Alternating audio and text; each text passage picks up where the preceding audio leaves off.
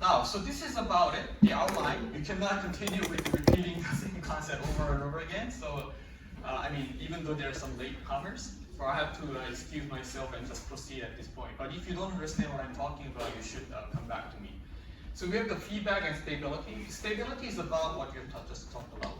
The amplifiers in the analog design, your enemy is oscillation. You design an amplifier, nice amplifier, and then it starts oscillating. That's a disaster. And feedback. And phase and gain margin, frequency compensation is another thing you want to look at. And we are going to look at the two-stage OPM frequency response. And do you know what the two-stage OPM means? You should. What is a two-stage OPM? It's your project. Right? This is your project. The two-stage OPM is composed of high-gain amplifier. And when I say high gain, I already started saying it. In OPM perspective, that means gain of 80 dB or higher, which means 10 to the power of 10 to the power of 8 or more. And we are going to see if you had a circuit that is not stable because of the margin errors, then you have two options. You can do the late compensation or core splitting compensation to make or stabilize the amplifier from oscillating. And you also have a single core response and unity gain bandwidth, which we'll be covering, and frequency response of the telescoping OPM before we conclude today. Okay? I repeat, the analog designers intend to design an amplifier that amplifies signal, not oscillating. Right? Oscillating means you give some input, like ECG signal, and the output is oscillating from VDD to ground. This is only time you want to have an oscillation is an intended oscillation, just such as clock generation. Notice the circuit.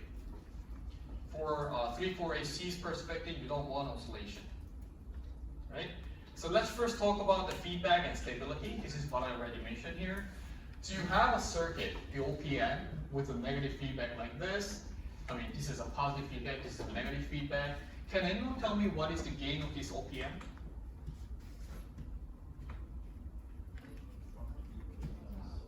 Yeah? That's right. How do you get that? How do you conclude that? I just did it before some of you walked in, right? Assuming this OPM has an infinite input impedance, there's no current flowing in. That means any current coming in here should be current flowing out. And by the way, if you look at the signal over here, the gain of infinite means any signal finite amount divided by the infinite gain, there's no difference in gain of ports. So from the AC signal perspective, these two ports are shorted. I repeat, this is not DC shorted, this is AC shorted. So that's why AC signal-wise, both are grounded, because there's no potential difference. That's why this input voltage divided by R1, which is the current flowing in here, is the same as 0 minus V out over R2. And those two currents are equal. And if you solve it, just like you said, the gain will be minus R2 divided by R1. Same goes there, that's a positive configuration. Anyways, those are feedback. So you have the output in a negative feedback fashion, you have an output in a negative feedback fashion. We call it topology is negative feedback. But I already showed you here, topology being negative feedback doesn't mean this is negative feedback. You have to check if there's a signal shift, phase shift or not. There will be phase shift, by the way. And if there's a phase shift, you have to make sure it's not close to 180 degrees. Because if it is close to 180 degrees, unwanted positive feedback will happen. Okay? Does everyone got it clear what I'm trying to say? All right? And feedback amplifier may not be stable because it behaves like a self-excited oscillator. That's why I already mentioned about it. And how to prevent that and achieve the stability of the amplifier is called frequency compensation. Yes? And what's the difference between the left and the right one? Oh, that's a good question. Can you identify what's the difference? First of all, this is an input that goes to the negative port. The output becoming positive. And gain was what? Minus R2 divided by R1. And this one, you solve the same equation. You have the same port over here. Now the input minus here, the current flowing in is the same as current flowing out. the gain will be something like 1 plus R2 divided by R1. That means it's a positive. So this is negative. It's flipping, it's polarity. You call it inverting amplifier. This is non-inverting amplifier. That's the difference. Right? How do you know? As I said, you need to make sure you apply the AC ground and then you do the analysis. Then you'll find it. Nevertheless, the assumption that the gain is infinite and the input port doesn't draw any current, that is the same. Right? Okay, so we have the open and closed loop amplifier, which refers to these two configurations. Open loop amplifier refers to where we will have two inputs and difference is going to be amplified. But the OPM perspective, we seldom use it as an open loop. Why is that?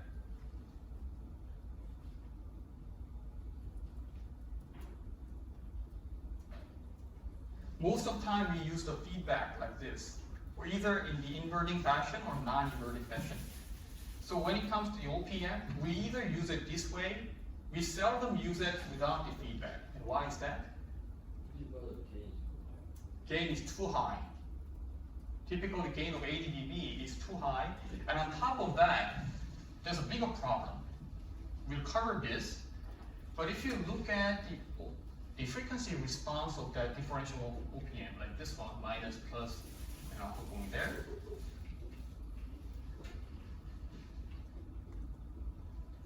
This gain of 10 to the power of 8 has a very small bandwidth, typically no more than tens of kilohertz.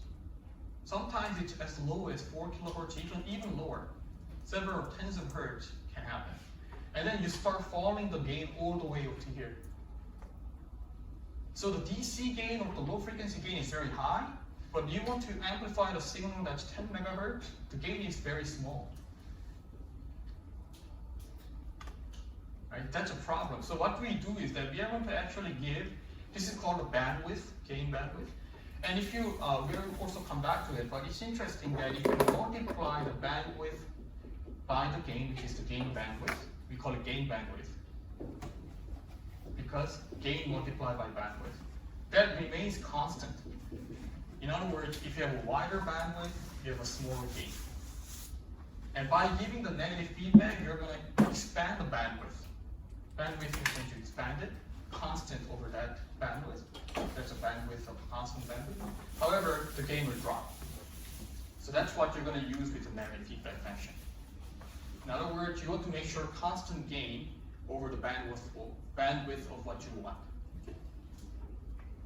Anyways, let us assume that you have an open loop gain of 8s, 10 to the power of 8, in other words, and you have a feedback loop, because it's negative, we give a negative feedback with a minus sign over here, with the loop, which also has a gain of beta, transfer function of beta. In this case, the closed loop gain can be referred to as the V out. If you look carefully, how is V out calculated? You are subtracting input from this arrow, and what is this arrow? This arrow is V out multiplied by V beta S. So Vs minus beta S, V out, which will be multiplied by the As. As is gain. Alright? And then if you do the sanitization, V out minus V divided by V in, this is what you're getting. A divided by 1 plus A beta. Can you see that? And here, we call AS is the open loop transfer function, or gain. For example, in the OPM, we gave an example. This will be 10 to the power of 8, 10 to the power of 8. And beta is the feedback path transfer function. And this A beta, A multiplied by beta, which is A multiplied by beta, is called the loop gain. This is the definition of loop gain. Because we have a loop, and the gain over this along this loop is called a loop gain. Okay? Any questions up to this point? Okay, I'm going slow here because the definition is very important. Now, if you look carefully, if you inspect this, if the AS beta S is much, much greater than 1, then 1 plus A beta is actually A beta. So, in 3408C's perspective, or most of the time in engineering, if plus minus 5%, that's tolerable. If 10% you can approximate, right? That's not going to make a great change. But if the A beta is greater than 1, the closed loop gain becomes 1 over beta, because you're going to subtract, divide A by A, then it's 1 divided by beta. And when can you do that? If, let's say, A beta was 100, you can definitely do that, the approximation. If it's 1 over 20, I can still do that, just approximate to be 1 over beta. All right? So the open loop gain doesn't matter as much, right? If that's right, but the assumption there is, when can this be satisfied? A s beta is greater than 1. Most of the time when the open loop gain is very, very large, which is most of the case in the OPM. Okay, let's look at this slide. We have also a criterion whereby you can determine if the amplifier in the feedback configuration is stable or not. We call it Barkhausen's criterion. So if you look at it, if the loop gain of A beta is -1, let us put aside what that means. If this is -1, just inspecting here, denominator becomes 0. Something divided by 0 means it becomes infinite. And you can see there's no such thing in the physical world such as infinite. This means this amplifier negative feedback actually becomes unstable, meaning it will oscillate. And A multiplied by beta becoming -1. This is called the Barkhausen's criterion, and you want to avoid this. And can you think when this is going to happen? How do you make A beta to be -1? If you think about it in a phase shift, I already talked to you here, by the way. Phase shift of -180 degrees is actually the priority of a sine wave flipping. That's exactly when that is happening. You have the amplitude, the phase is actually the opposite. Opposite phase means sine wave becomes minus sine wave. That's interesting. Now, let's examine what becomes A beta because -1. These imply two conditions. Remember, the beta is about, A beta has the physical magnitude component as well as phase component. So this condition means you have two conditions. One is that the gain of A beta is 1, the absolute amount, which is the magnitude, and the phase becomes -180. Just showed you there. When these two conditions are met, you call it Barkhausen's condition. So that the loop gain must be 1, the phase of the loop gain must be -180. Which, remember, this is not something we want to meet, we want to avoid at all costs as an analog designer, okay? Did you get everything up to here? Is it confusing? Sorry? Everything okay? All right. Now, when both conditions are met, the amplifier will oscillate. You don't want that situation. So that's basically today what we're going to learn is how to avoid that. So this criteria has two conditions, gain condition and phase condition. Gain condition means A multiplied by beta, which is similar to loop gain. It's a loop gain. Magnitude should be 1, and the phase will be -180 degrees. And a stable amplifier means this condition is not going to be met, and it's not only avoiding this condition, but you are avoiding it with sufficient margin. Sufficient margin means the phase of that loop gain, the loop of the phase is not even close to -180, but you have sufficiently away from it. So let's say 100 degrees, -100 or -120, that's stable. And how do you determine if the amplifier is stable in design or not? You need to have that margin to be at least -45 degrees. 45 degrees margin. We'll come back to that. And the gain also has to be sufficiently away from 1 of that absolute case. So we call it phase or gain margin. We'll come back to that. And probably heard about the phase margin before. Who hasn't heard about phase margin of an amplifier? That's fine, we'll come back to it. That's what we're going to learn today. But if you have learned it before, this is a chance for you to actually revisit the concept you had. Okay, So we have drawn a Bode plot, which is from the frequency response part number 1. You remember that the Bode plot has 2 parts, right? Do you remember what are the components of the Bode plot? One was the magnitude, the other one was the phase. Do you remember that? Oh, you don't remember. But do you remember seeing something like this? So we have a frequency and the gain is dropping just like I do here. That's about the magnitude response, meaning if you have an amplifier at a certain frequency, what's the gain at that frequency? That's the magnitude plot. Phase plot means for a certain frequency, the phase will be shifted, and that tells you how much shift you're going to get. Right? And if you look at it, the definition of phase margin and gain margin, actually they are cross-related. If you know one thing, the other thing is automatically calculated. But let us say you have the gain. Let's say the gain becomes 0 dB. And what is the 0 dB in linear scale? 1. So when the gain becomes 1, because of the voltage drop across frequency, that's frequency response like this, if you plot that corresponding frequency in the phase, let's say this phase was minus 120.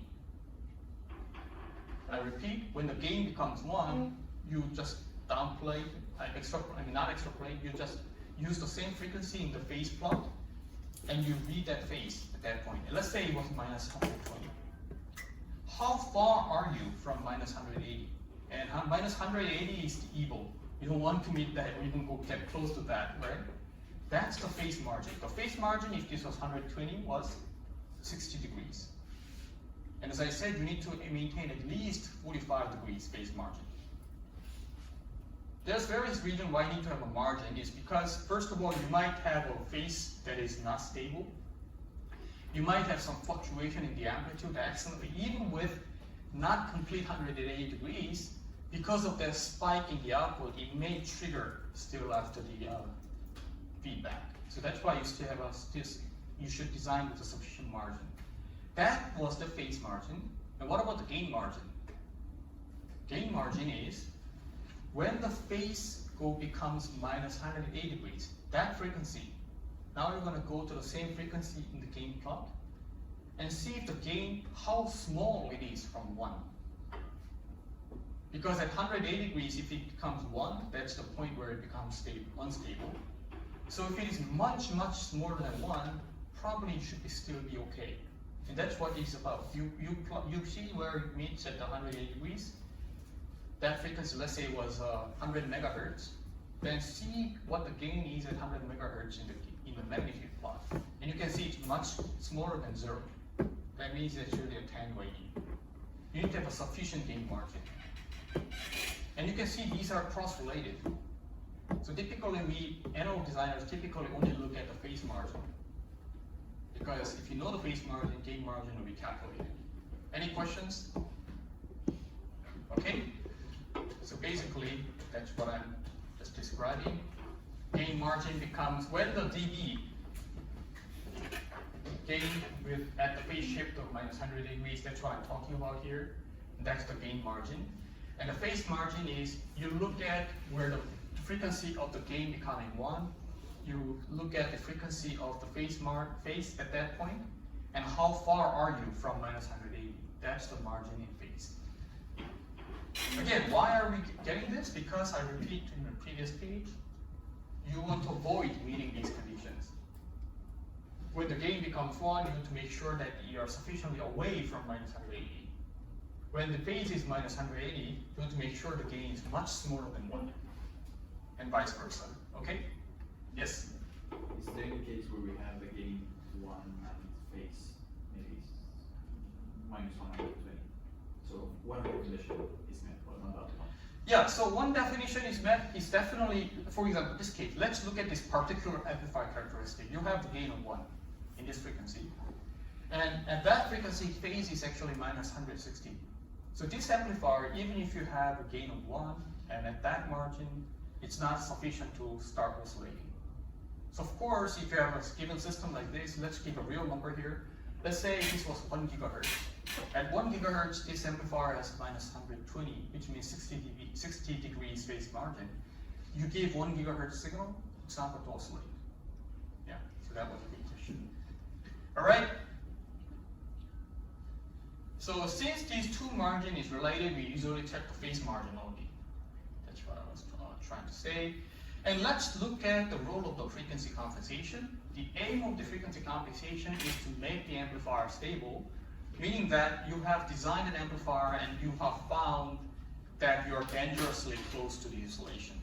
Unstable point or your margin, phase margin is not sufficient, then you need to do some tricks to provide sufficient phase margin. That's what the frequency compensation is about. And we say we prefer single pole response because each pole has maximum minus 90 degrees phase shift. Do you remember that? So if it's a two-pole system, you have phase margin of minus 180. Do you remember that? If you don't, let me repeat that. I think it's a good time for us to review.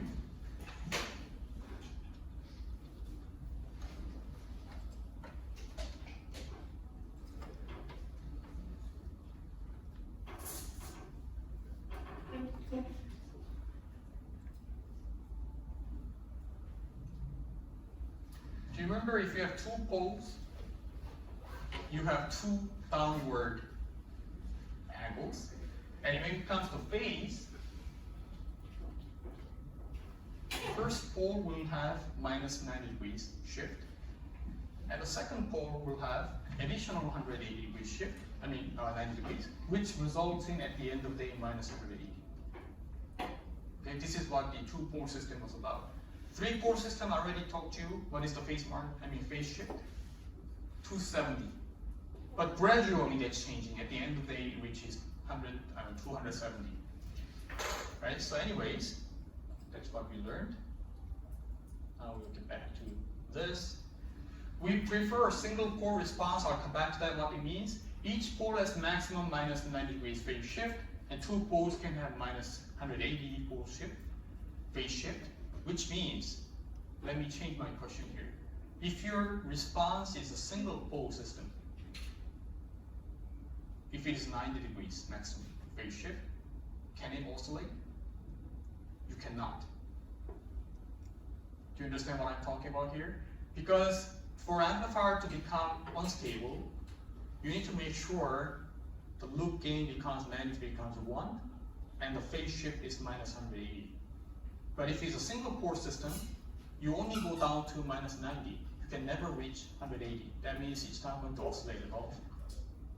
So the problem comes when you have more than two poles. Right? And this is why the goal of the frequency compensation is even if you have two poles or more, you want to make sure at least. Another thing is, even if you have two poles, if your second pole is way beyond the gain becoming 1, then in the phase margin point of view, phase margin is checked when the gain is 1. If the second pole is way beyond the gain of 1, then even though this is two-pole system, in a stability point of view, this is the same as single pole system. Because you check the phase margin at gain of 1. Do you understand what I'm talking about here? However, if your second pole is somewhere over here, then you have to carefully check what's going on there. Because of the second pole, remember the second pole, 10 times the second pole frequency, you go to minus 180. You need to make sure that the phase margin is sufficient. So basically what you're learning today is, if you have a two-pole system like this, how do you make sure the second pole goes beyond sufficient margin? That's basically what we want to talk about, right? And when I say single pole response, that means even though there are more than two poles, as far as gain of 1 or the one point of view, you still have sufficient margin, so it's similar to single pole system. That's what I mean by single pole response. Okay? And if you write it in a technical way, we say the single pole response means there's only one dominant pole above 0 dB in magnitude. This is gain of 1, which can only result in maximum phase shift of minus 90. Hence, it's going to be inherently stable. Okay?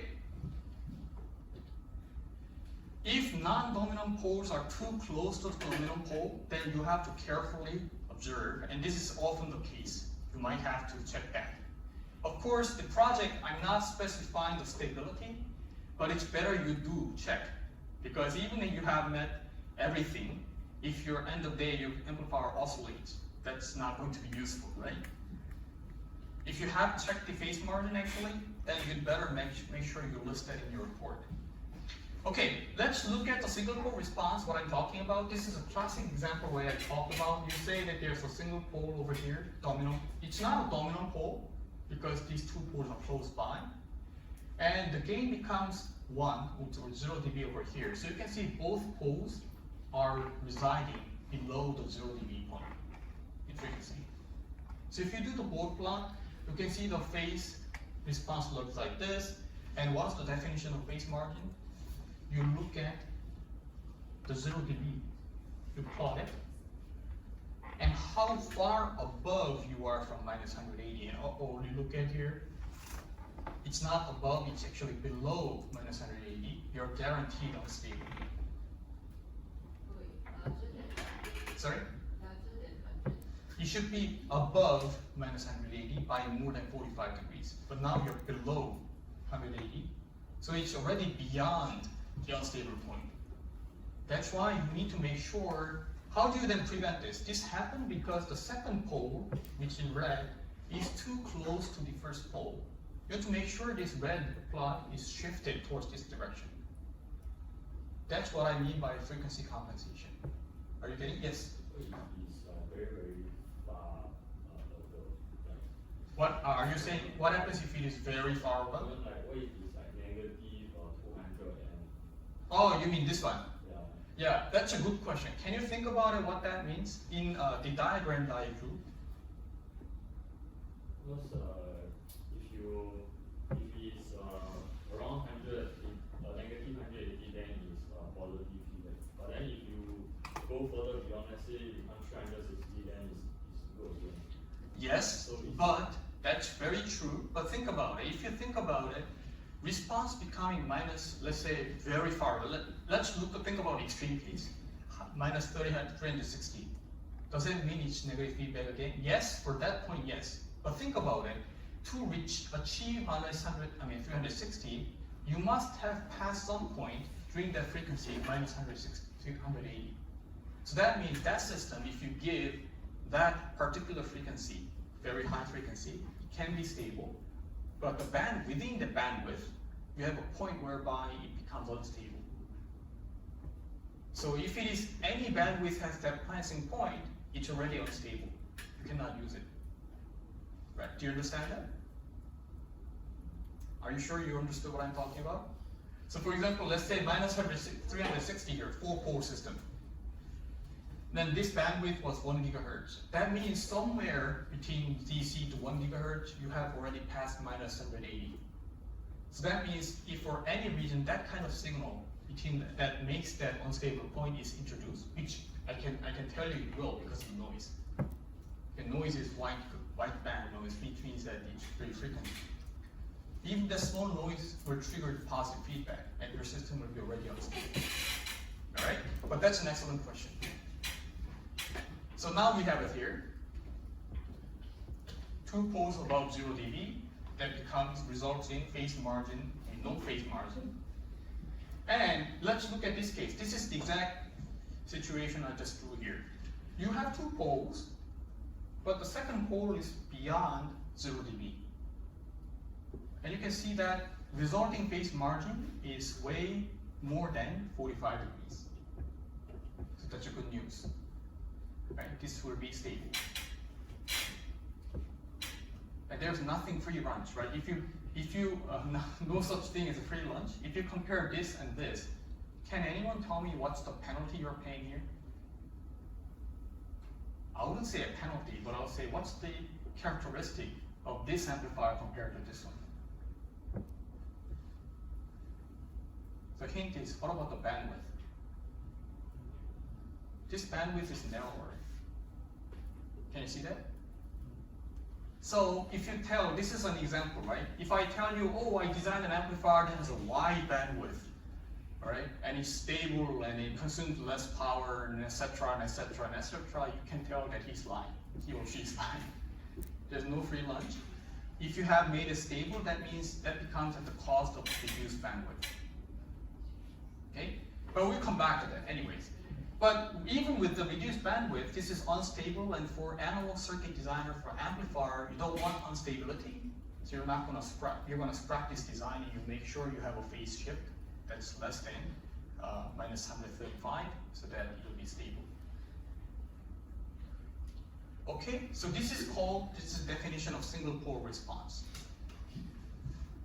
Okay, so let's look at it. Okay, now we have this something strangely familiar schematic is coming up. This is a frequency response of the two-stage OPN, and now by now you know this is a two-stage OPN. Can anyone tell me how to analyze this? Yeah, it looks like you already know the answer. If you were to given this schematic, right? M1 to M4 is the different program. Then M7 is the current thing. That's right. Then M5 and M6 is the second. Yes, it's a second stage. And M6 is working as an active load. M3 and 4 pair is also working as an active load at the same time, differential to single-ended converter. So if I were to ask you how many poles and zeros do we have? Your answer is node association with a pole, right? You first check if for each input to the output signal path, you have two paths. One is over here, the other one is over here, right? And then for that, you find the nodes where you have the shunt capacitance to ground, because that will be low pass filter. And for here, you have CX, and CX is defined as, drain to ball, drain to ball, drain to gate, and then all sorts of capacitances shunted. You can just assume that's a CX. Same goes here. CY refers to this capacitance, this capacitance, this capacitance, and this capacitance, or combined, that will become CY. And there is also low capacitance attached, and there's another capacitance which will be drain to ball, drain to gate, and etc. and etc. and etc. Of these, what will be potentially a dominant pole? What I mean by that is, what is potentially the large capacitance you should be concerned about? Yes? Sorry? CL is definitely. Apart from CL, which one? The hint is Miller capacitance. Do you see any Miller capacitance here? CGD5 is there. What about this one? M1 and M2 also has the zero, this overlapping capacitance gate to drain. However, there's no input impedance, so you don't have to worry about that part. But this one you do have to worry about. The CGD, although this overlapping capacitance is very, very small, because of the Miller effect, this can be effectively working as a low pass filter. You multiply CGD by the A, the gain of this M5, and that is shunted. And that will contribute to CY, right? This is also going to be contributed to the CY, which means the low pass filter effect you have to carefully look. Even if the large CL is there, because of the high gain that M5 provides, you have to double check which one is the dominant pole, which means that's already triggering alarm for you. If you have two poles too close by, you already know the stability point of view, that may be a disaster. That's why you have to carefully check. And that's why I waited until now. I didn't cover the frequency response from early on because I wanted to split. Now you have better understanding of the entire system. Now you know that identifying pole is there. Two poles of similar frequency is alarming. All right? Just to conclude, so this one can be shunted. This Miller cap over here can be shown as a C1, which is much greater than CGD5 because of Miller capacitance. There's a load capacitance and all sorts of parasitics shunted together. We just label as C2. So there, by right, you have one pole here. I mean, if there's an input impedance, there's one pole here, one pole here. I mean, one pole here, which is the same as CY, and one pole here. So there's three poles. However, because of the lack of the input impedance, you don't have to worry about Miller cap here. So Cy, I mean this node over here and this node are two poles that you have to worry about. And what about zero? How many zeros do you see? Remember, the zero is something about you follow the signal path if you have any parallel capacitance. Series capacitance, that's the zero. Of course, you have one here, the same frequency. However, that one, because of lack of input impedance, and also the impedance shown here, this is diode connection, M3 is diode connection. Looking into the diode connection, the impedance will be very small. If you have very small impedance, if you multiply by the capacitance, then it will be very, very high frequency. So you don't have to worry about it. The zero will be there, but it can be ignored. But what about this one? This is a clear zero. And this zero, you do have to check, right? So that's, in other words, you have two poles and one zero to concern about, and let's check that. We can see that we have three poles and two zeros, and two poles and one zero from the first stage, and one pole and one zero from the second stage. However, I said the first pole is something that you don't have to worry about too much. Let's simplify the analysis by assuming the pole and zero to Cx is very, very high frequency, and you can be ignored, and it's actually the case. Then we have two poles and one zero due to this overlapping capacitance. Now, we apply the Miller theorem, meaning that this CGD5 will be multiplied by the gain of M5, and it becomes 1 plus AV2, which is just similar to AV2 multiplied by CGD5. That becomes C1. Plus Cy, but the Cy amount is compared to this CGD5 multiplied by gain. Probably you can approximate to CGD5 multiplied by gain. And C2 is nothing but the load capacitance plus the CGD5, but the load is typically much greater than this one, so you can again approximate the CL. Now, with that, since both C1 and C2 are connected to ground, you can now apply the node association of the pole with the nodes, which means you can just simply multiply any resistance seen from that port, meaning that where the C1 is residing, multiply by the C1. And 1 over that is the pole location 1. In the C2, which is the load, you see any resistance from that part, that node, you multiply that with the C2 and you divide 1 divided by that becomes the pole location 2. And the 0 from the transfer function is actually a GM5, which is the output, you mean the amplifying transistor in the second stage, divided by the CGD5. And CGD5 is typically a very small one, so it's very high frequency anyways. And if you look at R1 is the calculation of resistance here, which is R04 in parallel with R02, because the gate impedance is very hard. So in other words, the pole location 1 is C1 multiplied by R04 in parallel with R02, and you're going to divide 1 by that amount. That's omega P1. Omega P1 is 2 pi multiplied by F, right? You multiply me. Omega P1 is 2 pi multiplied by the frequency of P1. What about 2? What resistance do you see here? R05 in parallel with R06. So that's basically what it would be. And note from transfer function here, you can see that pole is negative, that's in the left-hand plane. This pole is also in the left-hand plane. The 0 is in the right-hand plane. And if you recall from the frequency part, response part number 1, right-hand 0 is really interesting. You give the magnitude response of going up, upwards, but the phase response is just like the pole of the left-hand plane.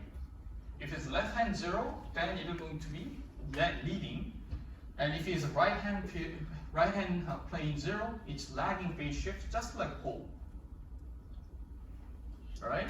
So if you this is something that if you already forgot, go back to the phase frequency response number 1. What I mean by that is 0 will introduce the magnitude will be going positive 20 dB per decade.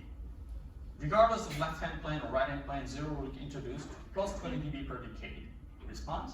But depending on the left-hand or right-hand plane, 0 will either lead or lag. Lagging is something similar to the left-hand pole. Leading is the left-hand 0, which means that you're going to improve the phase margin. I'll come back to that. Right? Right-hand plane 0 introduces lagging phase shift, and by reading this, you might be thinking, you should already think, lagging phase shift means it's actually worsening the phase response, because there's a good chance that you will have not reduced phase response. This is what I'm talking about. This 0, if it was a left-hand 0, will give a positive 90 degrees. But since this is a right-hand 0, it acts just as a pole in the phase shift. And anything going downwards is not a good news for stability point of view, because you will worsen the phase margin. That's what I wanted to point out.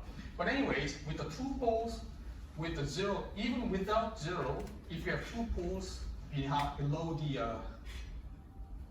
0 dB response, that already triggers alarm for you, right? And then no wonder you have low phase margin. So looking into this, the problem is that pole location 1 and pole location 2 are too close and to each other and cause great phase shift before the gain cross 0 dB, and that's not good. And if you think about why this is the case, as EE3408C student, you should always think about why. And why is this the case? The reason for this is because this one were too close by. And why is this too large? Because of middle cap. Alright? Those are the things that you need to also think about. Anyways, since the pole number 1 is mainly determined by the Miller cap, so it's not the load cap but the Miller cap that actually dominated for this particular example. And that makes sense because the gain of the second stage is typically very high for an OPM. We can increase the CGD5. If you look at this, if you increase the CGD5, what happens? I repeat, the pole location 1 was related to C multiplied by R. If you increase C, what happens? It'll shift towards the DC. If it shifts toward DC, is that a good news or bad news? In terms of the bandwidth, it's bad news. In terms of stability, if the pole location is shifted toward the DC, this is also going to be shifted this way. Potentially, you have a better phase response. All right? What about the pole location 2? What do you want to do with the pole location 2 in terms of the stability? You want to split it. You want to divorce. You don't want to get close. You have the pole number 1 here, and then you have the pole number 2 as far as possible. All right? So that's called a pole splitting. So how do you actually do that? You can actually intentionally add a capacitance, shunt capacitance, series capacitance, just like a 0. Right? This sounds crazy because this will increase the 0. And the increased 0 means that 0 frequency will consequently come down from very high frequency now to low frequency. But at the same time, because of the increased Miller capacitance, the first pole will be going to the lower frequency as well. So let's look at what's the consequence of doing that. So here, now the CY is shunted, low parasitic capacitance at node Y, and the Miller cap, CGD5, is series capacitance there, is much smaller than CC, the compensation capacitance you intentionally added. So it can be, two parallel capacitance can be added together. So it can be approximated as CC. And you see, this is what I'm talking about. CGD5 is absorbed by the CC. All right, and let's analyze with this, what happens. So, okay, does anyone have a class after 2 p.m.? Okay, I'll try to cover this, but if I couldn't finish it, please refer to the video as well, and then I can have a consultation afterwards for those. I'm intentionally doing very slowly today. Now, if you draw the equivalent circuit model, this doesn't mean that in the final exam or in the analysis you should always draw this. Don't do that. This is just for explaining purposes. Now, if you draw the equivalent circuit model, this looks like this with the intentionally added CC connecting between gate and the drain. Gate and the drain, there's a CC, right? And then we are going to look at the output resistance would be nothing but R02 in parallel with R04. That's R1, and then R1 is from here, and then R2 is from here, R05 in parallel with R06. Okay? And with this, we have differential input stage and the second stage. And then what we're going to do, again, you don't need to do this for the final exam. I'm just trying to explain what's going to happen. You just need to remember what's the concept. Now, if you look at the KCL at node Y, meaning the current flowing in is the same current as flowing out, you can set up the equation with this with respect to the node over here. For example, Vy minus V out over the impedance of CC, which is SC, 1 over SC, and you divide it. That means SC multiplied by the Vy minus Vo. That's the current flowing out. Current flowing in is Gm2 V in plus Vy divided by R out plus SCY Vy, and those currents are equivalent. That's why it's 0. You do the same at the output node over here. You have this equation, and you're going to eliminate Vi because Vy is the metric I just introduced. And then you solve these equations. It becomes very complex. It took me a while to get this. Anyways, you can observe there are some complex equations, but nevertheless you have the S square term, followed by S first order term, followed by constant, and you have 1 over S. Okay? If you think about it, I'll do these annotations later. Second order equation means S plus something multiplied by S plus something. So there are two poles, left-hand poles. And this is right-hand 0, because 1 over minus S means the S has to be a positive value. It's a right-hand plane 0. So anyways, the transfer function now becomes this format, and that means you can approximate this into the second order equation with S plus something with the S plus something. There's pole number 1 and pole number 2. Now, the pole number 1 location is similar to 1 over output 1, which is the first stage output resistance, multiplied by CC, multiplied by Gm5RL. And pole number 2 will be looking very complex, but this is how it looks like. And with that, from the numerator here, when does the numerator become 0? Is when it becomes Gm5 divided by CC. In a nutshell, it's just similar to what we have done with the pole location associated with nodes, except now instead of the CGD, you're going to have it replaced with the CC. That's the only thing that's different. So, in the frequency domain, just in a nutshell, you have a P2 and P1 and a 0. 0 on the right-hand plane because the 0 has to be positive value, that means right-hand plane. Potentially that's a disaster, I said. So in this case, the pole location 1 was 1 over R out plus CC multiplied by Gm5 R out. Pole location 2 is something shown here. 0 is Gm5 divided by CC. Now, this was the initial response, and because of the introduction of the CC, from the previous case, what happens is you're going to effectively separate the pole location because the P1 is actually greater than before. CC is much greater value. CC is greater than CGD5, so that means 1 over this pole location 1 will be smaller. So that pole location is closer to DC. Do you understand? Previously, node associated with the poles without CC, the compensating capacitance was CGD5, not CC. CGD5 is smaller value, CC is a larger value added. You have a larger denominator, that means omega P1 is smaller. Omega P1 smaller means now you're closer to DC.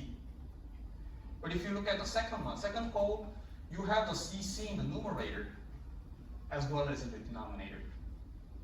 And as a result, P2 will be actually pushed to the higher frequency because CC is greater than before. You have a greater value. So if you compare the P2 of omega 2 of previous one versus with the CC, this P2 will be pushed to the higher frequency. So it's split. What about 0? Larger denominator, smaller 0 frequency. So 0 is also pushed towards the DC. Okay? But what is potentially good is that now you have split P1 and P2. That's a good news. That's called pole splitting. Are you getting it there? Why do we split? I'll get back to that frequency response. Sorry. You want to push the first pole to this direction. You want to push the second pole to the higher frequency so that potentially you have a stable response. That's the whole splitting, right? And let's look at the resulting. This dotted line was the initial case, and now you have split the poles in a way that the pole location 1 is closer to lower frequency, pole 2 is pushed to the higher frequency. But pole splitting doesn't mean it's always stable. You have to double check. So let's think about two cases. One scenario is a happy scenario, whereby after adding CC, pole 1 and pole 2 are sufficiently split. And how do you know if it is sufficiently split? You check the unity gain. Unity gain means gain becoming 1. You draw the plot, that frequency, all the way here, and you can see that the phase margin is sufficient. At that point, you are very far away from minus 180. How far? It's way above 45 degrees, which is desired phase margin. So yes, this is stable, this is working, right? Is everyone getting what I'm saying? Okay. 0 is also lowered. Previously it was already over here. It's also lowered, but it's still far from the 0 dB, which means you're still okay. The phase margin is not going to affect too much.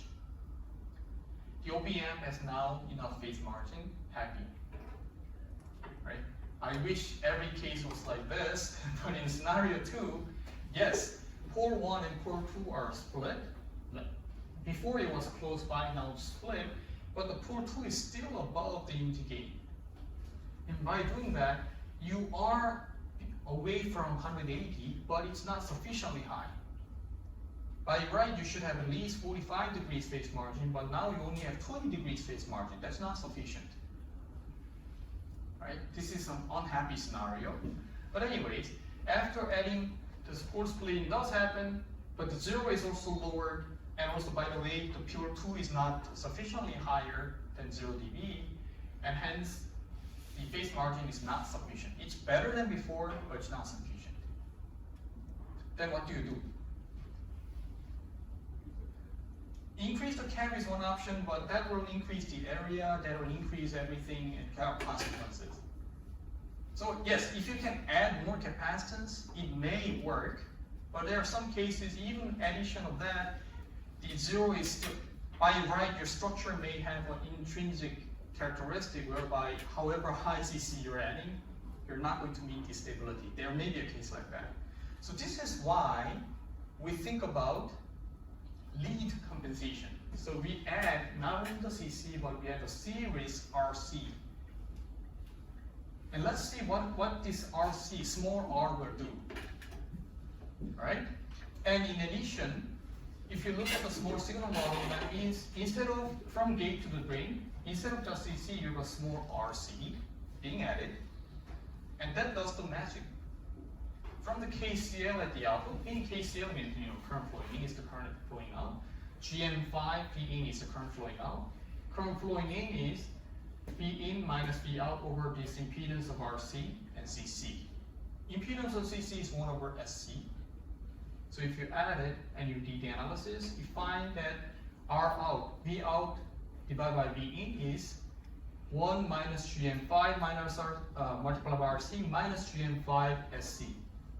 So what does mean? You're going to solve this for SC. SC is the 0 frequency.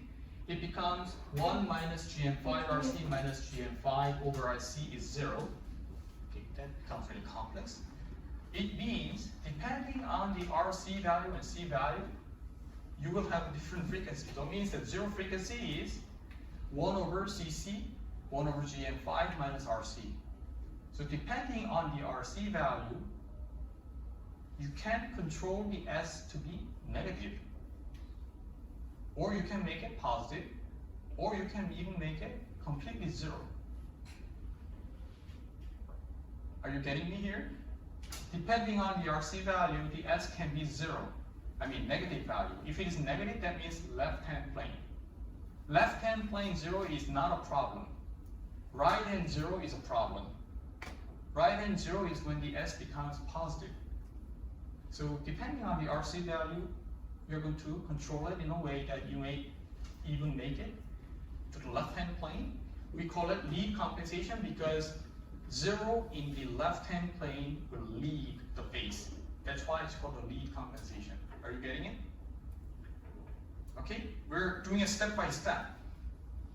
Now, whether the 0 is at the right-hand plane, which we don't want, or left-hand plane, is dependent on the value of the RC. Right? That's what the MO designers typically do. Now, how do you make this RC? One option is to use like a pulley register. Pulley register means that you have a serpentine type of a pulley, but that's really costly. So typically we design a PMOS with the off state or on state, depending on how much value we need. First of all, if this is PMOS with the grounded, is it on or off? On, right? So it's on resistance that you're going to utilize of a channel. That's not great. That's going to be a small value, but still it's going to be effective. Then you can control it. Now, MOSFET in linear region, it's because it's on, you're going to be in linear region. How do you know if it's in linear? PMOS to be in the linear region, how do you know? If the gate is higher than drain in a PMOS, you are guaranteed your saturation. If gate is lower than drain, and the difference is more than the threshold, then you're linear. And that's the linear region, right? Anyways, you're going to use that on resistance to control the RC. Anyways, what is the specific RC you want to choose? As I said, the 0 frequency actually now is going to be dependent on the value of the RC. When the RC becomes 1 over GM5, the 0 is eliminated. 0 frequency is eliminated. It means that it's going to be an infinite. You don't have to worry about it. If the RC is greater than 1 over GM, that's preferred, then the 0 moves from the right-hand plane to the left-hand plane. 0 from the left-hand plane means now the phase margin of E, instead of going minus 90 degrees, the 0 now will have a positive phase margin. And positive, in the stability point of view, is good, because you're going to further get away from 180 degrees point. Alright, so in other words, 2 ways to choose RC. If you choose RC to be exactly 1 over GM5, it'll completely eliminate the 0. And by the way, what is GM5?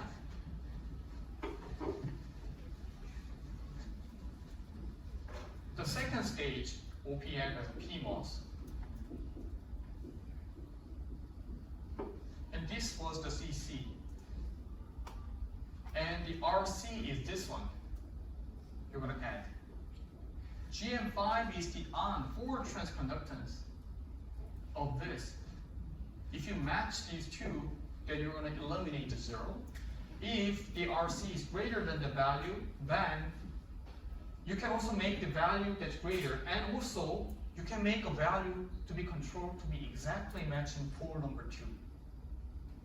What does this mean? Do you remember what is a left-hand pole do?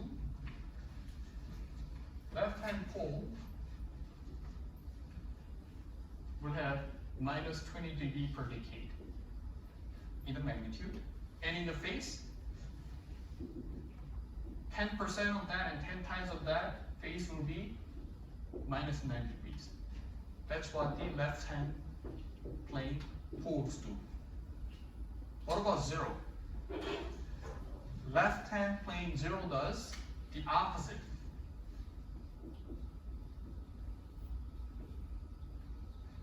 and the phase is plus 90 degrees. What does this imply? If you have exactly same pole and zero in the exact same spot, they're going to cancel each other. So this means that if you have an RC that's greater than 1 over Gn, and you have an exact value that actually matches the pole number 2, then although you have two-pole system, the resulting phase response will just look like this, single-pole system. Because otherwise the second pole will be giving additional minus 20 dB, but that will be compensated by 0. Happens to be the exact same spot where the pole 2 is located. Do you understand?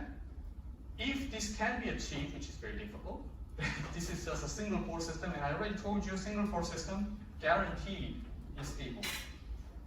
Alright? So if you put it in the mathematical notation, it's very complex. So that's why I try to avoid doing the mathematical notations. That's the pain is on me.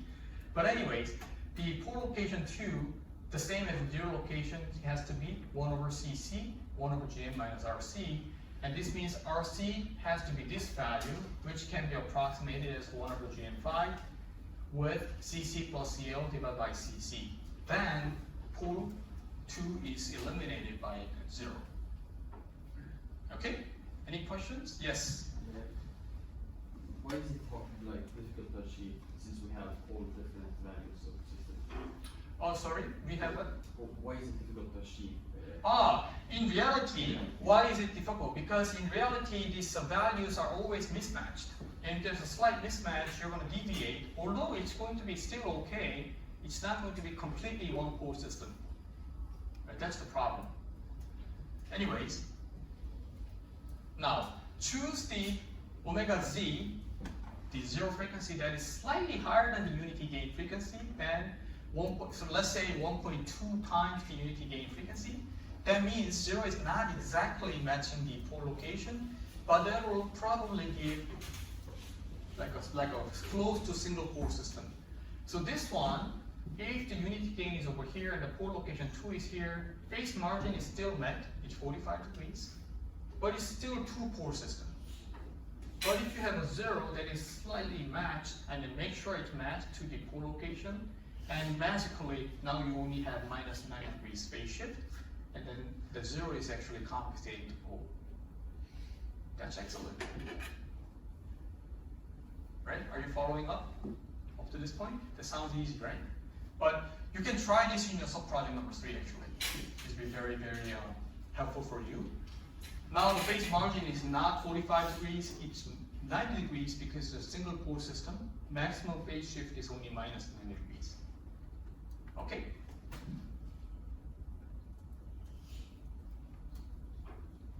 Just to wrap up to this point, if you use the RC to be 1 over Gn5, 0 is completely eliminated. That's why you don't see any 0 here.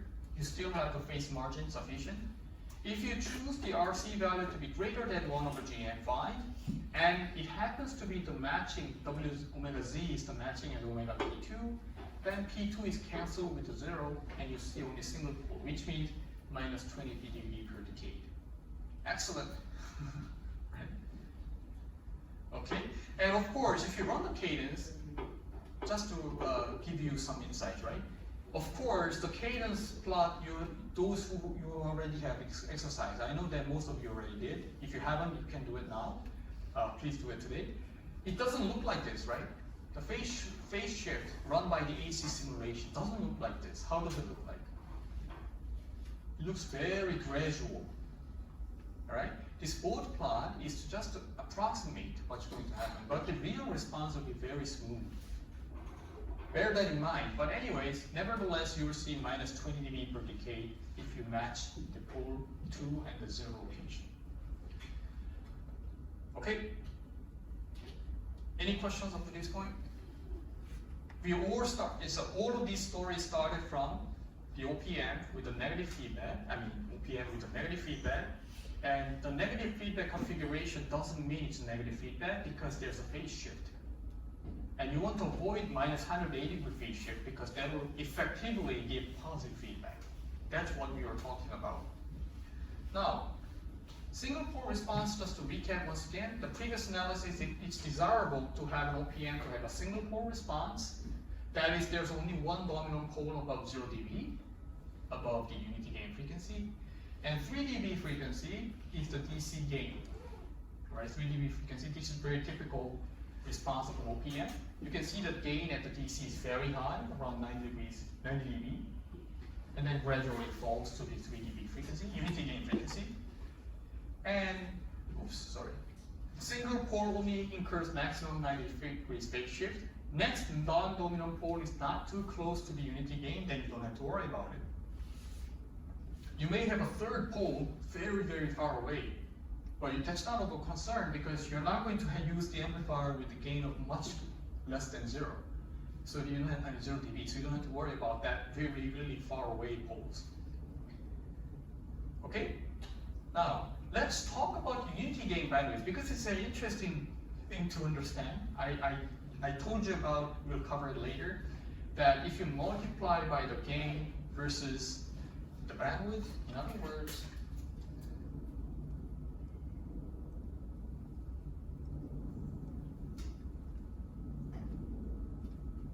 one, two, three, these rectangles, the area of these rectangles are all the same. Interesting. Right, that's what the gain bandwidth is about. That's why in the amplifier we call it gain bandwidth. Gain multiplied by the bandwidth is constant. So if you have a larger bandwidth, you have a smaller gain. If you have a smaller gain, you can potentially have a larger gain. That's what the gain bandwidth is curve is about. Anyways, for single pole response, the V out divided by V in is the AV, where 1 plus S multiplied by 3 dB, omega 3 dB. That means it's a left-hand pole because S has to be negative for denominator to be 0. And unity gain frequency omega U, then the V out to V in, which is the magnitude of the output divided by input. By definition, unity gain means gain is 1, so that ratio becomes 1. That's the definition. And when that unity gain bandwidth, you can see that unity gain frequency is AV multiplied by omega 3 dB from this equation. What it means is that the unity gain bandwidth is, unity gain frequency is actually the gain multiplied by 3 dB. Gain, which is DC gain multiplied by 3 dB, is the same as the unity gain frequency. Unity gain frequency multiplied by 1. Right? Unity gain frequency multiplied by 1 is the rectangle. And whatever the frequency you're choosing along this line will have the same area under the product. And product of DC gain and 3 dB frequency is the unit gain bandwidth. That's the definition there. And if you recall what we have seen with the compensation capacitance P1, location was something like this.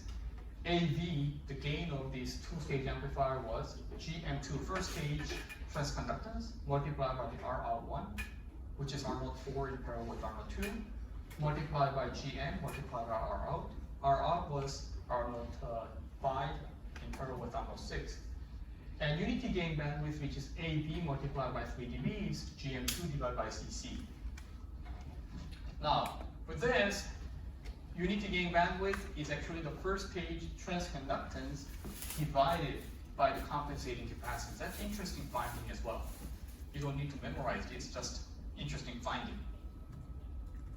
Any questions up to this point? Okay. Now that we have covered up to the two-stage OPM, the only thing left is to look at the telescopic OPM and see what's the characteristic of that. And before we jump to that, what was the difference between two-stage OPM and telescopic OPM? Do you remember? Do you happen to remember anything? Okay, what I'm talking about is this telescopic OPM, this one. Do you remember what this characteristic of this one was? Just give me a hint. What is the output impedance of this amplifier? Sorry? Oh, you don't remember. But let's take a look at it. This one, if you look at the M6 port, if you only had M6 connected to the VCC, what is the port resistance you're seeing when it's in saturation? That will be R06. if you have a series connection with PM8, does the impedance increase or decrease? Increase, right? Do you remember by how much? It would be something like R06, as if you let me see there, R06 multiplied by GM6 R08 plus 1. Much higher. So in parallel, the resistance, compared with the two-stage OPM with only PMOS and NMOS in the second stage, the output impedance will be much greater in this telescoping, right? But that's not satisfactory. You're not complacent, right? Where do you use that? Typically, if you're talking about the voltage amplifier, your amplifier's output impedance should be lower, not higher, right? But this one has a great output impedance. And if you recall, were you absent last time? I'm sorry, I don't remember. Last class, around 1/3 of the class was absent. I know that I think something happened with the other modules final project probably. But anyways, there was an important topic we covered last time. If you didn't watch it, go back and watch the video. For this telescopic OPM, you have a large output impedance. That means it's a current output. It's like current source. Current source has a large output impedance because whatever the load you attach, you want to have a constant delivery of the current. If you have a low output impedance, depending on the load, if large or small, your current will fluctuate. So if the output of this amplifier is current, you want the output impedance to be as high as possible, right? That's what the transconductance is about, OTA, operational transconductance amplifier. And that's commonly used in biomedical system, I already told you that, right? And if you have a current output that's converting the input of voltage to the current, that's transconductance. What's the opposite? You accept the current and you convert it to the output of voltage. That's transimpedance amplifier. So no magic word, you'll be hearing over and over again in analog, but just to give you some background. Anyways, I spoke too much, so let's go back to this topic. You have each parasitic capacitance drawn in the this telescopic OPM. And that means you have a diode connection M7 and M5, and you have these old parasitic capacitances. For example, let's look at this parasitic capacitance. That means you have GB, GB, and GS, and BS, and GB, and then GB, and all these parasitic capacitance added as a lump sum over here. For this one, this capacitance will also see all sorts of the connection, plus this connection as well, because these two are connected. But remember, the impedance seen from this side is diode connection. It's only about 1/GM5. And impedance seen from here is 1/GM7, which is very small compared to whatever you're seeing here. Right? So the poles associated with this capacitance over here can be ignored. Why? Because the impedance seen through this port is only 1/GM7, that's very small. Very small impedance means multiplied by the capacitance, that frequency will be very far away. So you don't have to worry about this one or this one. This one and this one, in the other hand, you may have to check, right? Those poles may have to be, you have to check. And an output node, they have large load capacitance, very high output resistance, and thus this determines the dominant pole. That's what we have to worry about. Now, in dominant pole, in this case, the pole location will be something like 1/CL, GM, R06, R08. Where does this come from? The impedance seen from here, to be more exact calculation, would be R06 multiplied by parenthesis GM6 R08 plus 1. But that can be approximated as GM6 R06 R08. That's where it's coming from. In parallel with GM4, this side you also have larger impedance. That's the impedance seen from this node, output node, multiplied by the load capacitance. Alright, that's likely the dominant pole. And why do we don't have to worry about the Miller cap in this case? Because the Miller cap is not going to be dominant in this case, because the this is same as the cascode structure. And from the cascode structure, the M2's gain will be similar to 1 because you're looking into the source of the forward bias transistor, each one of the GM1, GM4. Hence, the first stage in the cascode, the common source stage is going to have a smaller gain. Hence, the Miller cap, you don't have to worry too much. Hence, the dominant pole will be determined by the output stage. And the unity gain bandwidth, I already told you it's AV multiplied by the pole number 1, which is becoming GM2 divided by MCL. All right. Now, there is also non-dominant pole in GMI divided by CI, where the I are the nodes dotted all over here, but that's very, very far away. You don't have to worry. Okay. What I want to discuss in this telescopic OPM is interesting thing. Existence of the load capacitance will impact your stability. All right, what do I mean by that? If you recall the two-stage OPM, the non-dominant pole was something like this. After I did the painful derivation for you, we found this is the pole location 2. For telescopic OPM, dominant pole is like this, where the output node is the dominant pole. And non-dominant pole location is GMI divided by CI, where this I is the dotted capacitances drawn in the previous slide. And we notice for two-stage OPM, if you have a large CL, what happens? Just look at it, what happens? If you have a large dominant pole, this pole location 2 gets smaller or larger? If you have a larger load, smaller. Smaller pole frequency, lower pole frequency means problematic. Why? Because pole number 1 is here. The pole number 2, you want to put it as far away as possible, but by having larger load, it's getting closer and closer, and you don't want that, right? For stability point of view. For telescoping OPM, what happens? If you have a large load capacitance, pole 1 gets lower, that's good news. What about pole 2? Interesting. Large CL makes the dominant pole frequency lower, that means it's even stable. Telescopic OPM, large load capacitance means the dominant pole becomes lower frequency, even more stable.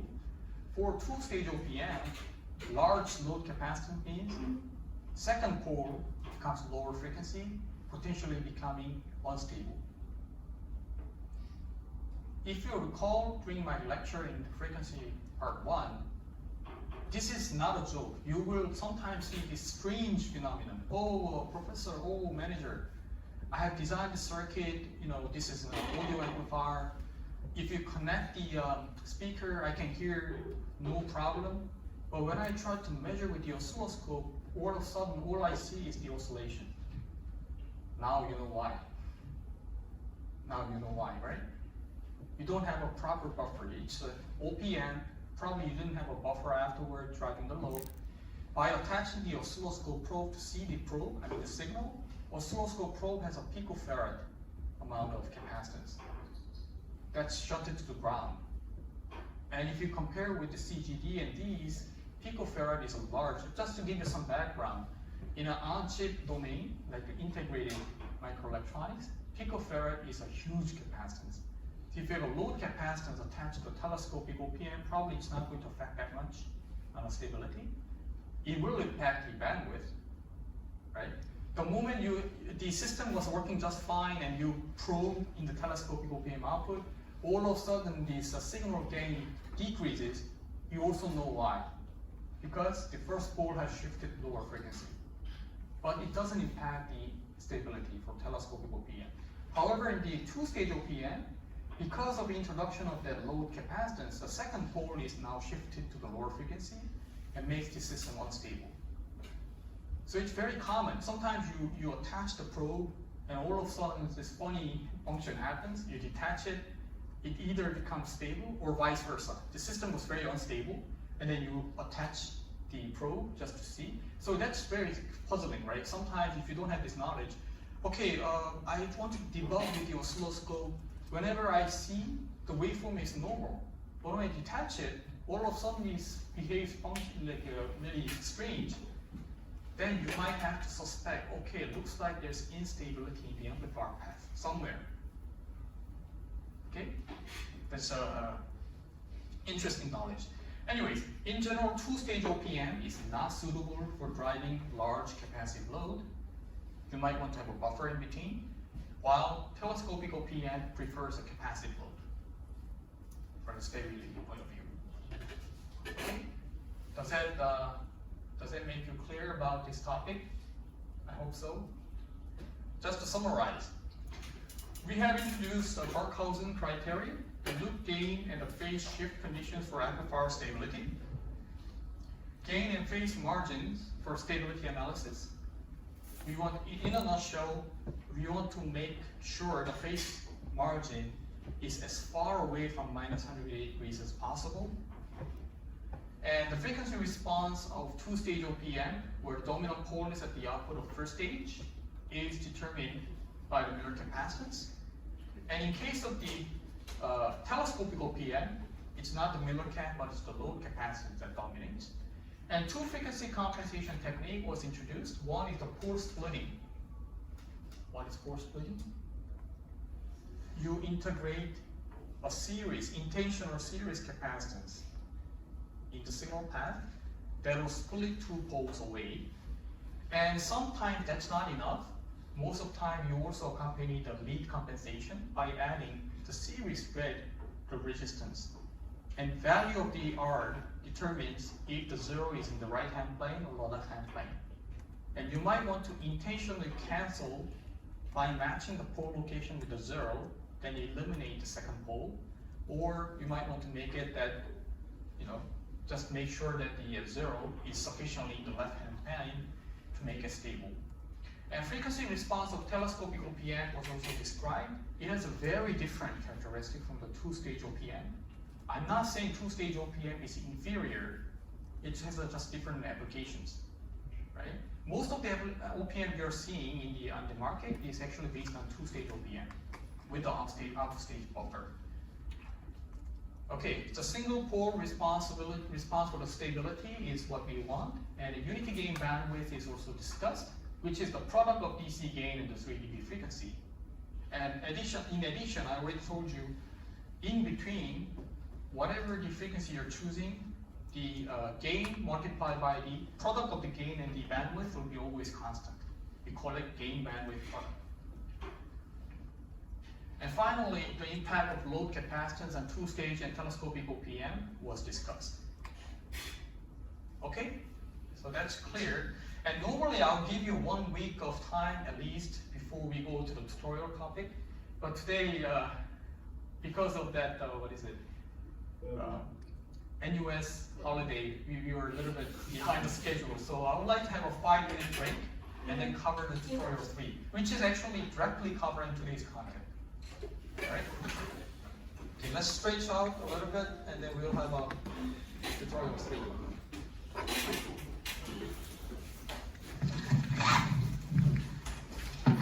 Via Zoom, but not this time because I'll be in different time zone.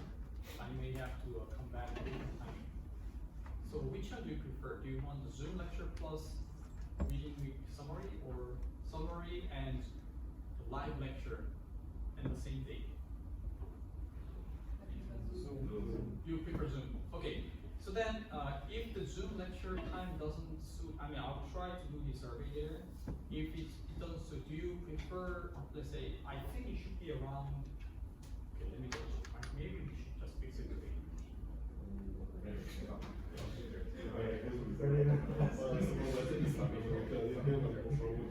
Can I ask you, if next Monday, PM, is it suitable for you? Yes. 12. I have lecture. You have a lecture. What time does the lecture end? At 12, and I think after I have another activity. Until I remember it's about 1 p.m. to 4 p.m. 4 p.m. Okay. What about? like you cannot get everyone's, But what about, let's say, sometime in the Monday PM? Is it okay for you?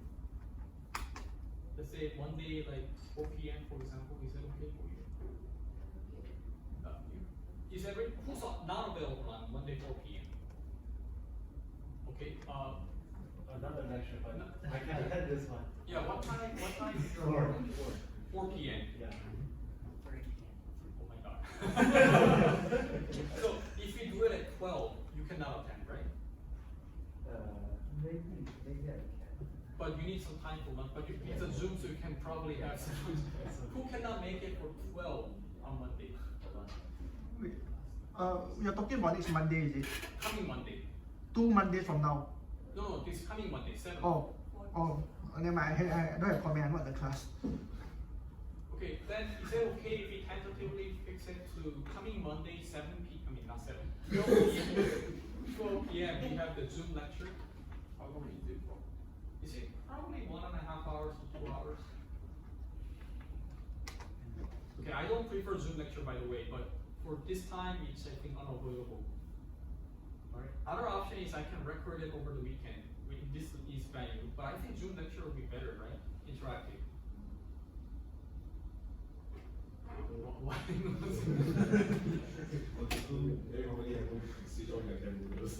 don't have to, but I prefer you do it. But then people will still not switch on the camera. Sorry? But then because people will still not switch on the camera. Yeah, I know that. So, but if I ask you to turn on the camera, why is it important? Because during the lecture, sometimes you will be giving lecture as well. Sometimes, probably, right? In the lecture, it's very important you interact with the other. But if you don't turn on the video, it's not because I'm reading, but if you don't turn on the video, it becomes like I'm talking to a wall. I'm not sure if the students understood this correctly or not. So I really want you to ask you to turn on the video. Yes. So do we have lecture on Friday next week? No. Next Friday, no. As announced, there will be no lecture because I'll be on flight coming back to Singapore. Yeah. Yes. Yes, each 1 week, so it's late. Yeah.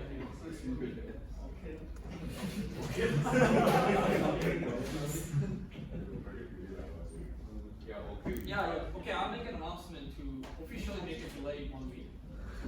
It makes sense because the copy covered is we're still 1 week behind the schedule. This should have been covered last week.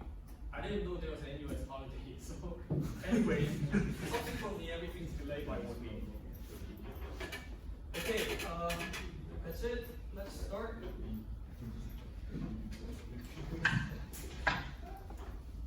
Okay, the tutorial 3, although I'm covering here today, I really want to ask you to try this out before you look at my answer, which I'll be uploading next week.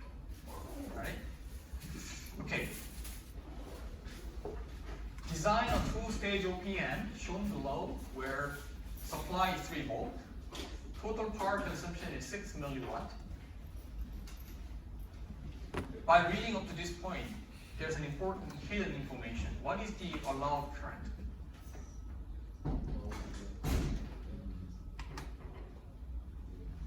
Supply 3 volt, total power consumption is 6 milliwatt. The current is 2 milliamp. I didn't tell you explicitly, but this means current is 2 milliamp. In other words, current flowing through here plus the current flowing through here should be 2 milliamp. Okay, and output swing is 2.5 volt. What does this mean? You have a 3 volt supply, output swing is 2.5 volt. So what is the required overdrive voltage? 0.25. Because you want to have preferably you should have equal swing, right? Channel length is 0.5 micrometers. Threshold voltage of NMOS is 0.7. Threshold voltage of PMOS is minus 0.8. Lambda n, lambda p given like that. K prime n, K prime p, blah blah blah. Assume 1 milliamp current is allocated to the second stage. Oh, what did we figure out? We figured out the total current is 2 milliamp. And I just said 1 milliamp is flowing through the first stage and second stage. Although I didn't explicitly tell you, I already told you what's the current required to flow through M7, which is 1 milliamp, right? An equal overdrive voltage for M5 and M6, which by now you don't even need to scribble the paper. We already know this is 0.25. How do I know? Because VDD is 3 volt. Output swing is 2.5 volt. So the leftover is 500 millivolt, which should be equally shared here and here. Overdrive voltage of 250 already tells you with the current of 1 milliamp, W/L. Are you getting me here? I already told you what the W/L is here. And not only W/L, but exact W, because L is also given. Right, that's what I told you here. Determine the aspect ratio of these two transistors. That's easy. How do I do that? Drain current equation, yes, we have the overdrive voltage, which is 0.25. Overdrive voltage minus threshold voltage squared multiplied by K multiplied by half multiplied by aspect ratio has to be 1 milliamp. Okay, so that's very easy. 0.25, drain current equation. I get W/L of the first one is 239. Second one, which is the NMOS was 239. PMOS should be 836. And why is it different? Because K prime N and K prime P is different. Right? If these two are the same, probably you have the same aspect ratio. Okay, calculate the small signal gain of the second stage. How do I do that? We first identify where the input is, M1 and M2 PMOS. That goes to the GM. The first stage gain is GM multiplied by R02 compared with R04. Second stage is GM5 multiplied by R06 compared with R05. How do you calculate R0? Yeah, just channel length modulator. You're getting it. I can see that you have already sufficiently done the project. So R0 is there. You're getting it. You're now getting becoming a good analog designer, which is the values these days are skyrocketing. I'm not kidding. All right. As you know, these analog designers are either you get it or you don't get it. There's nothing in middle. So if you're in the not getting it, don't worry. The moment you get to the getting it, you're in good shape, right? Okay. Anyways, so this is the second stage gain. So how do I calculate? GM is from drain current equation with the overdrive voltage. You can already get the GM value. And out of these GMs, the second stage, we need to look at the GM5 because that's what this amplifying path is. For the first stage, we want to know the GM1 and GM2, and they are the same. Anyway, R05 is 1 over lambda, R06 is 1 over lambda, but note that lambda n and lambda p have different values here. And hence, the R05 is 10K, R06 is 5K. Gain of the second stage becomes 26.7. Volts for volts. Okay, any questions? Okay. Assume the remaining 1 milliamp flows through M7, find the aspect ratios of M3 and M4 so that the VGS becomes VGS3 becomes VGS5. What does this mean? Okay, if you recall what we covered 2 lectures before, for systematic offset to be free, we're going to make sure this amount, which is the drain to source of M3, which is VGS, is the same as this one over here. That's actually what I'm telling you. VGS3 is the same as VDS, which has to be VGS of M5. I'm basically asking, how do you make a systematic offset free? That's what I'm asking, to minimize the systematic offset. And again, the M6 was flowing 1 milliamp, and since the VDD was 3 volt, the power consumption was 6 milliwatt. You have left over with 1 milliamp. 1 milliamp through the M7 means 0.5 milliamp through this branch, and another 5.5 milliamp through this branch. Right? So this implies M5 and M3 have the same overdrive voltage of 0.25, because the VGS5 and VGF3 means that the gate to source voltage of the same, with the same drain current, you must have the overdrive voltage which is the same, right? Because VGS minus VETH of square becomes the drain current, and it's the same NMOS device with the same drain current, with the same threshold, means the overdrive voltage is the same, which is also 0.25. Because this overdrive voltage was 0.25, this means overdrive voltage of M3 is also 0.25. This is to minimize this magnetic offset. Okay, this is a classic point where if you look at me presenting, it looks like, it makes sense, easy. But if you try to solve it, knowing this is the key. So that's why I ask you to actually solve these yourself. Once you know it, it's very straightforward. All right? And hence the W of L of 3 and 4 from the drain current equation with the overdrive voltage of 0.25.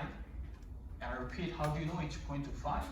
It's because VGS of M3 and VGS of M5 is the same, and the drain current of M5 and M3 are each a half difference, but the VGS is the same. That means the overdrive voltage will be the same, with the same threshold voltage.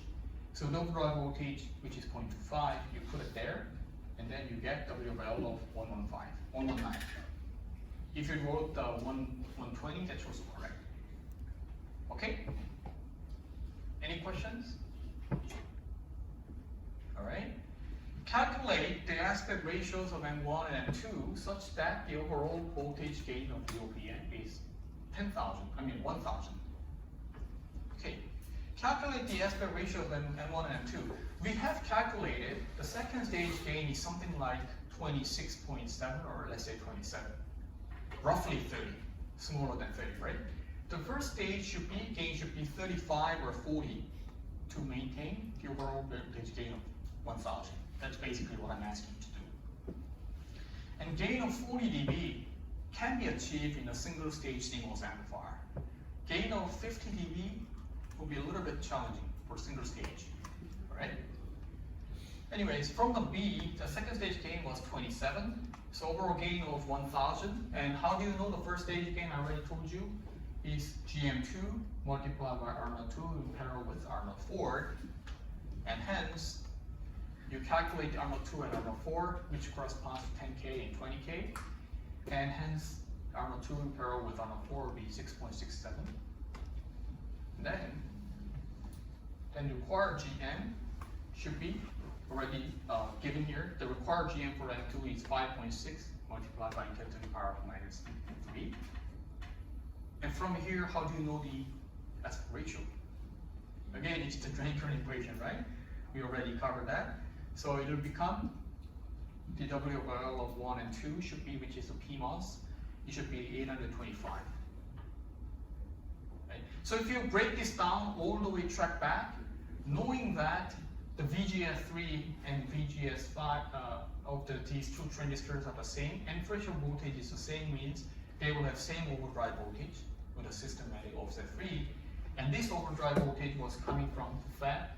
You have 3 volt and swing required was 2.5, so then you already have the overdrive voltage. If you flip this side here and think about it, if you were the designer, probably you will approach the similar way. You have now given supply, then you will determine, it will not be given for you, you will determine what is required swing. You will give probably 2.5 volt, then you will back calculate. That's how we're going to start. Any questions?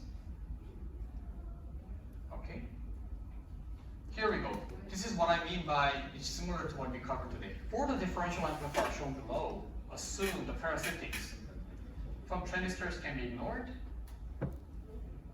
The tail current is 1 milliamp, threshold voltage given, lambda, Kp, Kn, the same. And interestingly, W by L of 1 and 2 are given as 150. And 3 and 4 are given half of that, 75. CP is the capacitance over here is 10 femto, and the load is 0.5 pico. And I already told you 0.5 pico is a large amount in the on-chip. Find the pole and zero frequencies and obtain the transfer function. How many poles and zeros do we have, first of all?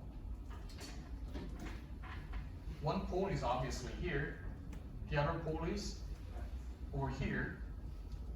And that pole, because of diode connection, perhaps will be high frequency. So normally we will ignore it, but I ask you to calculate, so we'll calculate and see if you can actually ignore it. But the CP with 10 femtofarad, which is, I would say, a reasonable amount. Anyways, let's look at it.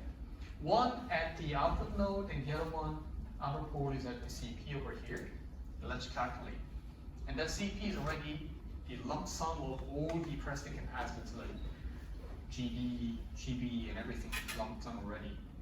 So the GM3 is calculated from the drain current equation. We get 1.6 by 10 to the power of minus 3. And R node 1 and 2 are calculated as 20K. R node 3 and 4 calculated as 10K. Okay. And the output node, the R equivalent will be R node 4 in parallel with R node 2, which becomes 6.67.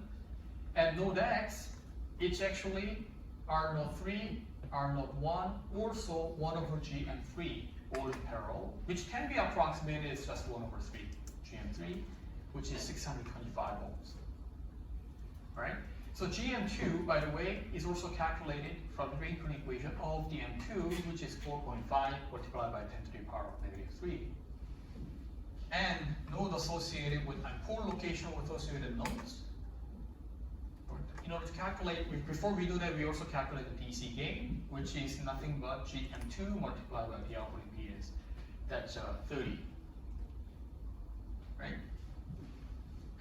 So the pole frequencies, you don't even have to do this transfer function. With the equivalent resistance we just calculated with the load, the pole over here is 47 megahertz. Second pole, which I said you can ignore because of the small 1 over GM3, if you calculate it, it will be 25 gigahertz. You don't have to worry about it. It's very, very far away. Right? And before you just ignore, of course, there's one more thing you have to double check, which is the unity gain bandwidth, which is how do you calculate it from today's lecture. We'll come back to that in the next slide. Zero frequency is 7, from the lecture note, you will find that it's actually 2 times the pole frequency for this particular example over here, from here, as you can see. And that's, and by the way, it's left hand 0, and it minus, so it's not going to affect the stability. And it's 51 gigahertz. So normally you just ignore this. Anything over here in the diode connection, it's already presumed it's very high frequency. You don't have to worry about poles and zeros here. You may have to worry about the second pole, second zero in the second stage, but the first stage you don't have to worry about. Sketch the magnitude and phase response with these and 0 over here. How do you do that? 2 poles in the left-hand plane and 1 left-hand plane 0. So if you forgot how to draw this board plot with the 2 poles and 1 zeros, you can consult the frequency response in one lecture. But anyways, just one thing to remember is that every pole has minus 20 dB per decade in magnitude, and the phase will be minus 90 degrees. And let's say if you have a 1 pole over a certain frequency, in terms of phase, let's say it was 1 gigahertz, the pole, P1, then the phase response, you will look at 10%, which is 0.1 gigahertz, and the other one is 10 gigahertz, 10 times. And then phase response will be something like, from this point, minus 90 degrees. From 10% to 10 times. The magnitude, this is a phase response. Magnitude will be, from the pole 1, you start seeing minus 20 dB per decade. Right? That's the pole in the left hand. And if you look at that, you have a DC, and the first pole has minus 20 dB per decade. Second pole also has the minus 20 dB per decade. This is the phase response. The pole is over here. First pole minus 20 dB per decade. Second pole is minus 20 dB per decade. 0, regardless of left hand or right hand plane, will have plus 20 dB per decade in a magnitude. If you look at the phase, 10% of pole 1 to the 10 10 times the pole 1, you have minus 90 degrees phase shift. And the second pole has additional 10% of the second pole, all the way to the 10 times the second pole, you have an additional 90 degrees, minus 90 degrees. And since this is a 0 on the left hand, it will give a positive 90 degrees response. You combine all these together, right?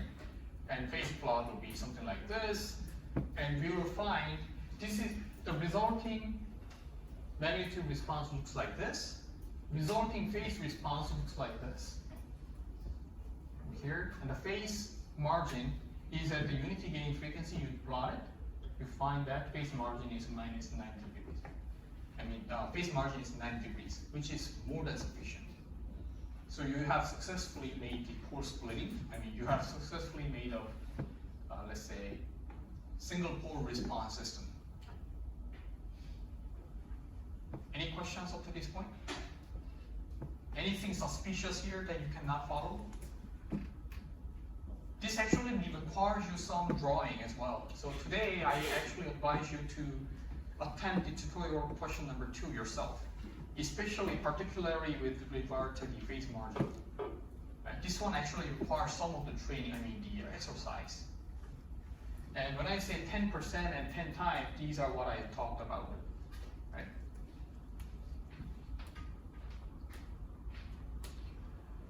Okay, number 3, feedback amplifier.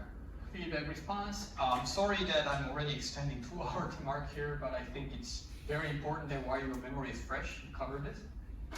For the feedback amplifier shown below, assume that the feedback coefficient beta, which is the feedback loop transfer function, is independent of frequency, and the open loop transfer function of the amplifier is given as this, right? ADC divided by 1 plus S divided by 3 dB. Hey, what does that imply? By only reading up to this point, you should be also figuring out some information. How many poles do you see here? It's a single pole system, right? Anyways, find the unity gain bandwidth at the gain of 1 of the OPM. How do you know that? We first have this transfer function into the magnitude and the phase, and the magnitude of these can be replaced by the S parameter with the j omega in the steady state, and means A divided by square root of 1 plus omega squared divided by omega 3 dB. And that's where the 3 dB frequency is actually coming from. At unity gain frequency, we just covered today's lecture, this magnitude becomes 1. That's the definition of unity gain, and means that the ADC is the gain of the DC low frequency squared is actually 1 plus unity gain frequency squared divided by 3 dB frequency squared. So here, then the unity gain bandwidth, if the unity gain divided by 3 dB is sufficiently large, that was the assumption we had, then unity gain becomes the answer to my initial question today in tutorial. How do you know unity gain bandwidth? Is ADC multiplied by 3 dB frequency. All right. Derive the closed loop transfer function, A closed loop, which is the V out divided by V in. How do you do that? Just don't panic and just follow the signal flow. Output is A multiplied by this plus. And what is a plus? Is input minus V out multiplied by beta. So V out multiplied by beta, which is minus from the V in. And then you multiply that by the AS, that is the equality. All right. From there, we have already induced the equation. That resulting equation is actually this one. And for there, hence we have the AS divided by 1 plus A beta, which is nothing but the closed loop form that we just covered at the beginning of today's lecture with the loop gain. And you now plug in the AS with whatever you have shown over here, and then you will see this is the form of the closed loop transfer function. Right, that's what I got. Now, how do I know that? Yeah, just plug in this AS to this equation over here, both in the numerator and the denominator. Now, Find the 3 dB bandwidth of the feedback amplifier and comment on the result. Okay. What is the 3 dB frequency? 3 dB frequency, okay, is where you have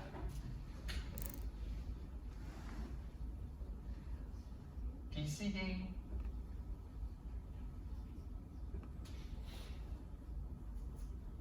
and you have minus 3 dB from the DC gain deviation. That's the 3 dB frequency. That's the definition of a bandwidth. Those who took a 447, you are already familiar with the 3 dB, but that's the definition of the 3 dB frequency. Is there where the power of the signal becomes half, hence the voltage will be 1 over square root of 2, which is close to 0.707. Okay, that's the 3 dB frequency. And 3 dB frequency in a closed loop is 1 plus beta DC multiplied by 3 dB. How do I know that? That's what we covered just in the lecture. Oops. So closed loop 3 dB bandwidth is increased by 1 plus beta ADC times by having this closed loop. What do I mean by that? This is the open loop characteristic of an amplifier, and by giving the feedback, something like this, your gain is significantly reduced. Open loop gain of that OPM was 10 to the power of 8. Now the closed loop with this configuration, I'm giving a random example. The gain is minus 100. So gain has reduced by 10 to the power of 6. Gain is reduced by 10 to the power of 6. However, the bandwidth you're getting, because the product of bandwidth and the gain is the same, this means the bandwidth has expanded by the equal amount that you lost the gain. That's what the gain product means. So you have beta plus ADC times larger bandwidth. That's what basically feedback is doing. Okay? Is that clear? Okay. So we're not complacent yet. I want to give larger gain 1000. By observing this, you already know now you have a smaller bandwidth. At the cost of smaller bandwidth, you get a higher gain. This is what you're doing. All right? Any questions up to this point? Okay, and there was an excellent point by one of the students. This is assuming that you have minus 20 dB per decade. That's correct. This gain bandwidth product, the area is the same, is assuming you have minus 20 dB per decade. That is true. And why do you know this is true, the minus 20 dB per decade? It's because if your amplifier is stable, below the unity gain bandwidth, you have a single pole response. If it's a single pole response, you have minus 20 dB per decade. So everything's aligned, right? Okay. Show that the gain bandwidth product of the closed loop amplifier is a constant. We just did that, right? Now we're going to show the mathematics behind that. And it's equals to each unity gain bandwidth of the OPM. Okay, how do I do that? From the equation 3, that previous equation, the DC gain was ADC divided by 1 plus beta ADC, and the gain bandwidth product is hence this multiplied by the bandwidth. Bandwidth is the closed loop bandwidth of omega CL 3 dB. And fortunately, we already calculated that. And what is that? It's 1 plus beta ADC multiplied by 3 dB, which is nothing but, this cancels out, A multiplied by 3 dB. So gain at the DC multiplied by 3 dB bandwidth is actually unity gain bandwidth. To be more exact, ADC multiplied by omega 3 dB is the same as 1 multiplied by unity gain bandwidth. Right? This is the definition of unity gain bandwidth. At unity gain, the gain is 1. So that frequency multiplied by unity gain bandwidth is the equivalent to DC gain multiplied by 3 dB frequency. Hence, the area of the square. Not square, the rectangle. Okay, so that actually concludes the tutorial 3. As I said, please, today we have covered many things. I tried to cover it slowly, but you might, especially who came a little bit late, you might be a little bit puzzled. Please make sure you clear up the doubts today. And by the way, this is also going to help you designing the project 3. So we'll do that. And as I said, we will have an online lecture on coming Monday, 12 p.m. I'll make an announcement. I'll send you the Zoom link where you can log in. Please apologize already if the quality of the connection is not great. But please, I will have to ask you to turn on your camera, not to observe you. This is not to observe you, to be more interactive. So please turn on your video. And okay, I'll see you next Monday over Zoom. Yes? What's the deadline of some project? Some project is delayed by 1, so I'll make an announcement, a 1 week delay. So I'll make an announcement again for that as well.